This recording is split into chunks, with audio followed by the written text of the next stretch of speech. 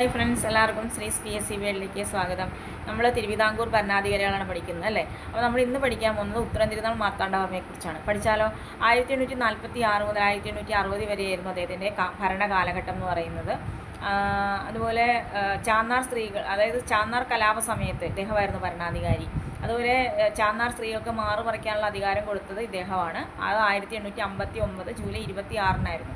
അതുപോലെ ആലപ്പുഴയിൽ ആദ്യത്തെ പോസ്റ്റ് ഓഫീസ് വരുന്നു 1857. അത് ഇദ്ദേഹത്തിൻ്റെ കാലഘട്ടത്തിലായിരുന്നു. പിന്നീട് ഡാറാസ് മെയിൽ, ആദ്യത്തെ കയർ ഫാക്ടറി ആലപ്പുഴയിൽ 1859 വരുന്നുണ്ട്. അതുപോലെ 1859 തന്നെയാണ് ആദ്യത്തെ പെൺപള്ളിക്കൂടം തിരുവനന്തപുരത്ത് അദ്ദേഹം സ്ഥാപിക്കുന്നത്. അതും ഇദ്ദേഹത്തിൻ്റെ ഭരണകാലത്തായിരുന്നു.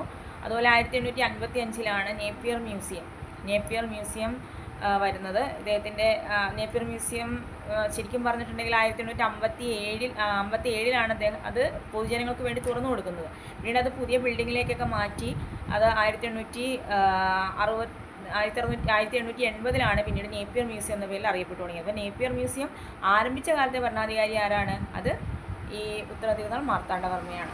ഓർത്ത് വെച്ചേക്കാം. അപ്പോൾ ഇത്രയേ ഉള്ളൂ. എല്ലാവരും നന്നായിട്ട് പഠിക്കുക. ബൈ.